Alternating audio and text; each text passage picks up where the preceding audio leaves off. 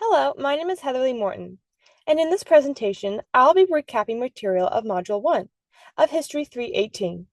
This information should help you prepare for the midterm exam coming up. So to start with, what is history? Well, history is the study of change over time. There are two sources when it comes to historical events. There are the primary sources, and these are things that were written at the historical event. Then there are secondary sources, and these are things that were written today about things that happened in the past. Historians are interested in the word contingency. This is the idea that things did not have to turn out the way they did. It also reveals agency and individual discretion on making decisions. The Erie Canal was considered the first school of engineering. When many people moved west in order to reach the resources in this area, they found it difficult to transport the goods all the way back to cities like Baltimore, New York City, or Philadelphia. This was because the Appalachian Mountains got in the way.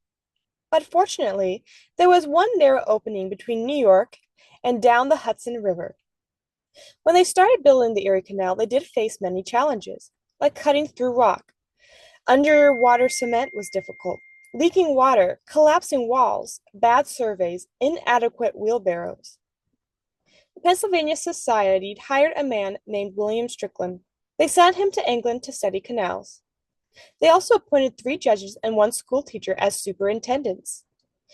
Benjamin Wright was named the chief engineer in 1817 and learned a little about the canals from the work of William Weston. James Guinness was self-trained engineer. Canvas White got sent to England to learn English techniques and made a hydraulic cement that would work on an American canal. Rising through the ranks was John Jervis. He started as an axeman and watched the surveyors, but he moved up and became a superintendent. There are many amazing inventions during the Erie Canal, like the stump puller. There was also the cranes to remove rocks. There were aqueducts were created and locks that would work. During the Wedding of the Waters, Dwight Clinton, with other dignitaries, started in Buffalo and went down the Hudson River and poured a barrel of Lake Erie water into New York Harbor. The main course themes for this module are engineering reflects and reshapes social context. Changes in engineering benefit some more than others. The relationship between engineers and corporations and governments have changed over time. The social prestige of engineering varies across time and space. Changes in engineering can have unanticipated consequences. Thank you so much for listening to my presentation, and I hope you enjoy our next presenter as he goes over Module 2. Goodbye. Engineering societies started to emerge in the 19th century. First, we have ASCE, which was founded in 1852, which required 5 years experience and in a leadership role. We also have AIME, which was founded in 1871, which anyone in the mining industry could join. Both these societies really did contribute to the growth of developing engineers. However, we emerge into the Maryland Land Grant Act, which provided federal lands to states, which can be sold to help fund universities, which gave access to education to the entire country. However, there are some aspects, which we'll talk more, which did not allow some individuals to join.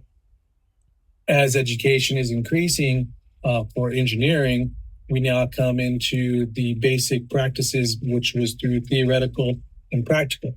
As education increases, it slowly starts to switch back to the theory aspect. And once again, certain individuals are not able to do this and join these ranks of engineering. With the growth of education and now new engineers coming in, we always had a business aspect to engineering, and it goes hand in hand together, because without business, we do not have engineering. There was always a financial thing about the entire process. However, as more engineering starts to go into these businesses, it starts to harm the theory, the growth, and the practice of engineering to further degrade the society. As individuals start to enter into the engineering field, we now start seeing a hierarchy of engineering. I have a little step here, which I believe first is the education, and including knowing the theory behind both, and then training, going into practice, learning the trade. Then by gaining experience, we end up in the leadership aspect of the entire thing. And I think this is kind of like a good growth step as engineers were moving up into the ranks. And now finally, we go back to the exclusions of the 19th century. Both women and non-whites didn't get access to education or advanced training. They believed they weren't capable or unable to learn. However, there's always exceptions to the rules. We have Emily Roldings, which did the Brooklyn Bridge with her husband, and then we have Elijah McCoy, which increased lubrication process in the train industry. Both, exceptions to the rules and didn't stop at anything that was thrown at them. Good afternoon, everyone. We'll be going over Module 3 of our course for the midterm, the era of innovation and the inventions who shaped them. This presentation dives into the contributions and challenges faced by pioneers, understanding the era of innovation. This overview sets the stage for a deep dive into the era of innovation, provides students with a solid foundation for understanding the complex interplay between inventions, society, and progress. A gigantic tidal wave of human ingenuity.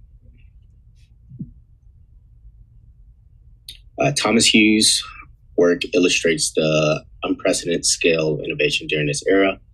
The surge in patents reflects not just individual creativity, but also the emergence of new industry systems and societal needs.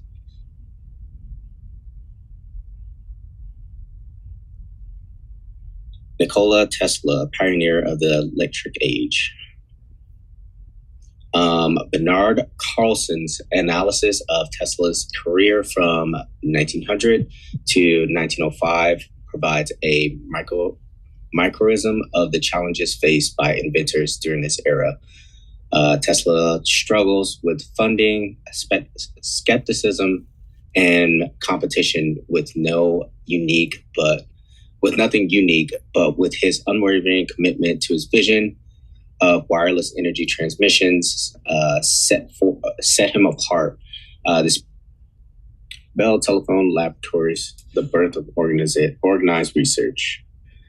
Corporate research, we broke down into Bell Telephones, marked a shift from individual inventors to organized corporate funding and research. Cooperative innovation. The lab fosters cooperation between scientists and engineers, creating an environment where theoretical knowledge and practical application could intersect. Thomas Edison, the Wizard of Menlo Park. Thomas Edison's prolific career optimized the spirit of innovation that defined this era. With over 1,000 patents to his name, Edison's work spanned numerous fields and a profound impact on daily life.